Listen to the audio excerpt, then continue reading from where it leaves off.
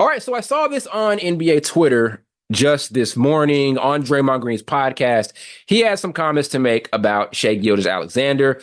Long story short, he said that he does not think that Shai Gilgeous Alexander is a superstar player just yet. And these comments were met with a lot of scrutiny on NBA Twitter, NBA Instagram, all over the place. First thing I want to point out, this really doesn't have to do directly with his point about SGA. I'll get to that in a second. But here's something I'll point out. A lot of NBA players have podcasts now, right? NBA players, whether they're current or former players, a lot of them have these podcasts in their platforms. And rightfully so. I love it. These guys have a very credible viewpoint and perspective on playing in the NBA, especially Draymond Green. He is a multiple-time NBA champion.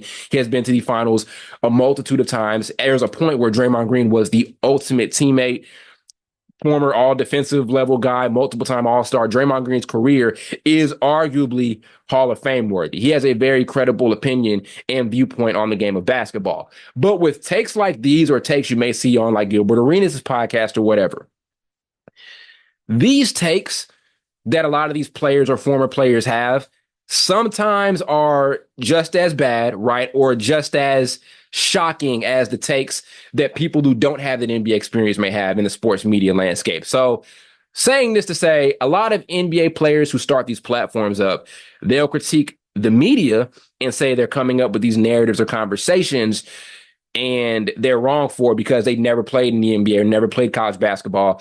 Just for those same NBA players who say stuff like that to have very similar takes on their own platforms. That's something I noticed. Like what Draymond Green said, I'm not disagreeing with it. That's something that somebody over at maybe The Ringer or Bleacher Report would say. And again, I'm not saying that is wrong, but NBA players critique sports media so much, started their own platforms just to have some similar takes.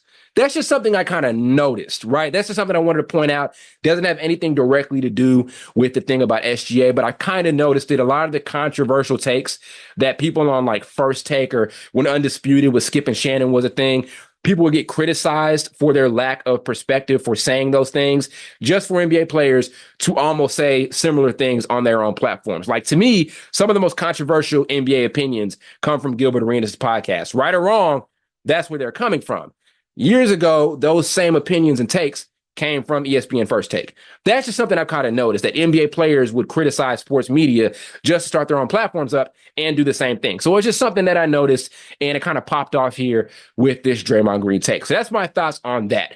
As far as what Draymond Green is saying about SGA, I think he's right. I think right now we are in search of that next best player in the league, right? Or we're so deep in these conversations about who are the top 5 players in the NBA, right? That conversation and that debate is changing really season in and season out. That conversation hasn't been like set in stone, and the opinion of that hasn't been set in stone for a very, very long time, right? It's been a long time also since we've all definitively known who the best player in the NBA is. Like the last time we knew who the best guy in the NBA was, maybe it was 2016 when it was LeBron.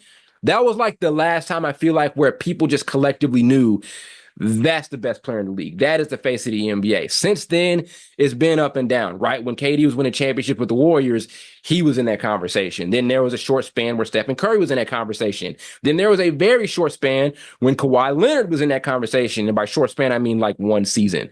Then there was a span, and obviously right now, we're at a point where a lot of people think it's Nikola Jokic, but even that is in the loop, right? A lot of people have different takes and opinions on that. So we're so deep in those conversations that we're willing to crown certain guys as a superstar, right? Or best player, top 5 in the league really, really prematurely.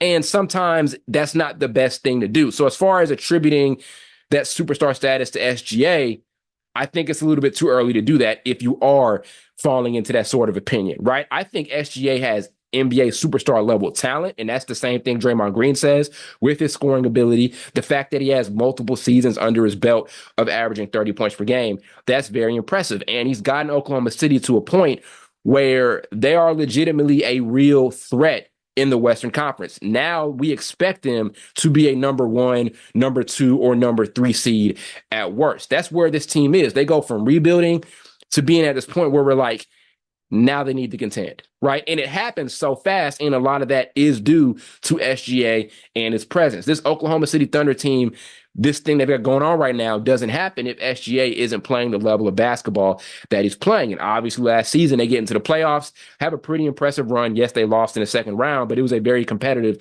second round series against a relatively more experienced Dallas Mavericks team.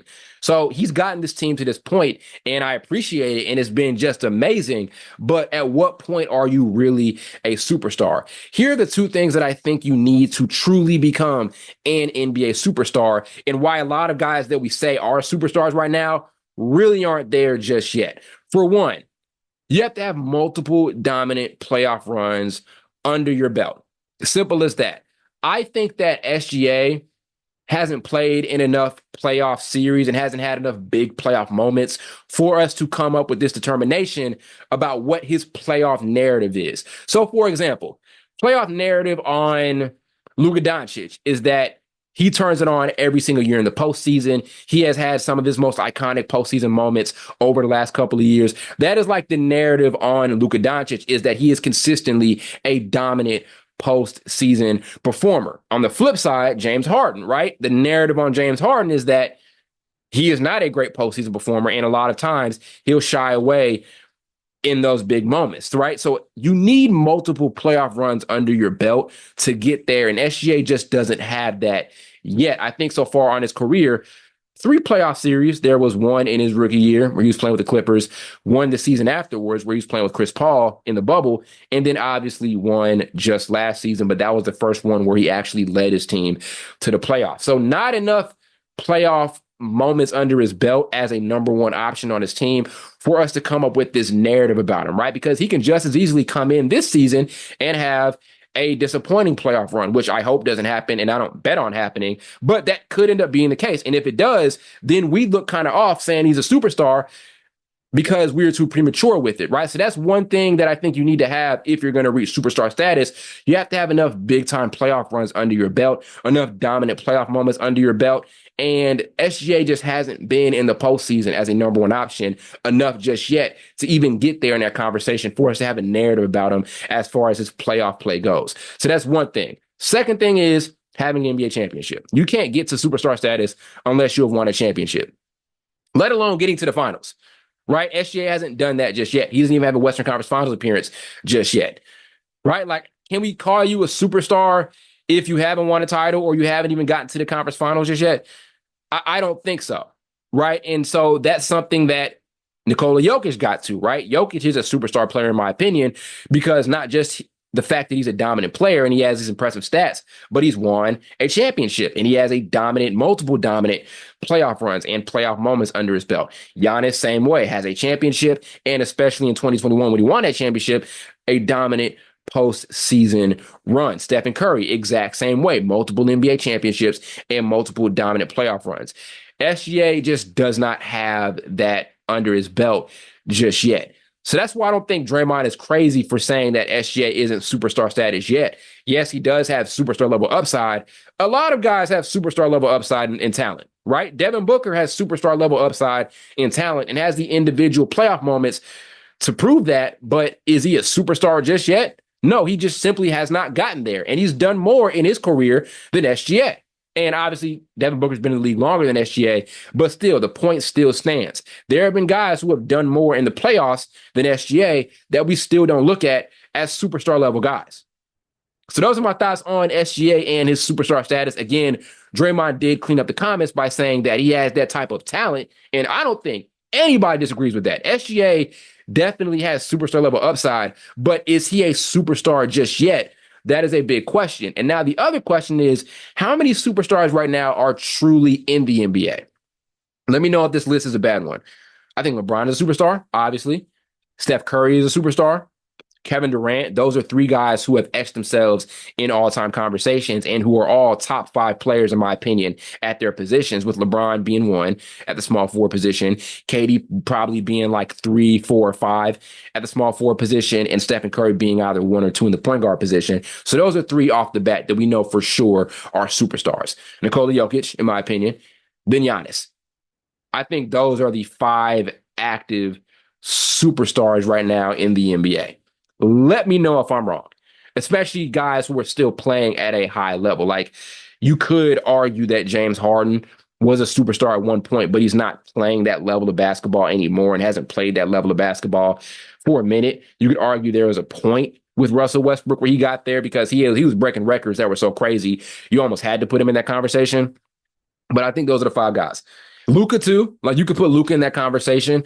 Doesn't have a championship, but does have some unreal playoff moments. 2 West Finals appearances so far in his career, and also an NBA Finals appearance, and multiple ridiculous clutch takeover playoff performances. I think those are the 6 guys. I could be missing a few, but I think those are the 6. I think those are the guys. And you can argue one of the Jays from the Boston Celtics because those guys went and won a championship last year. Your question is, yes, they won, but individually, are those guys superstar players? Like, can we look at Jaylen Brown individually and say he's a superstar? Or can we look at Jason Tatum individually and say he's a superstar? I don't think so. And I think it's tough to have that conversation with the Celtics because they are just a true team where it can literally be their 4th best player on the roster being the best guy on the floor any given night. So those are the guys who I think are the true superstars right now in the NBA. SGA is in that category where we know he's got the talent level to do it. We know he's got the skill set to do it, but he has to put it all together, right? The game is there, right? And he doesn't have a lot of red flags or marks over the course of his career or on his resume, but he also doesn't have enough under his belt to determine that he is a superstar. That's why I didn't get the scrutiny for Draymond Green making those comments at all. I understand where he's coming from. I think it is a legitimate thing to say. And again, it's not downing SGA's impact at all. It's just saying that SGA has that level of talent and he has not gotten there to superstar status just yet. And that could end up being where he gets at by the end of the season. Things can change. If he can get OKC back to the playoffs, which he will, into the NBA Finals, which is definitely potential given how good they are, how good this roster is, and how well they're built in the offseason. It could happen. But right now, I think it's pretty premature to put SGA in that superstar category. Just like Ant, right? Ant has all the makings of a superstar, but is he one just yet? Probably not. I think him and SGA are like the 2 signature guys for that conversation where you are 110% sure they have superstar level talent, but they haven't gotten to superstar status just yet. And right now they're just trying to bridge that gap. That's where I think both of those guys are at. They're both in the similar boat and category when it comes to that. So we'll see how the season progresses for both of these guys, or really SGA and this OKC Thunder team in general. But I'm not mad at these comments by Draymond Green. I think he is coming from a pretty good point of view here, but SGA has more than enough potential and reason to change all of our minds by the end of this season.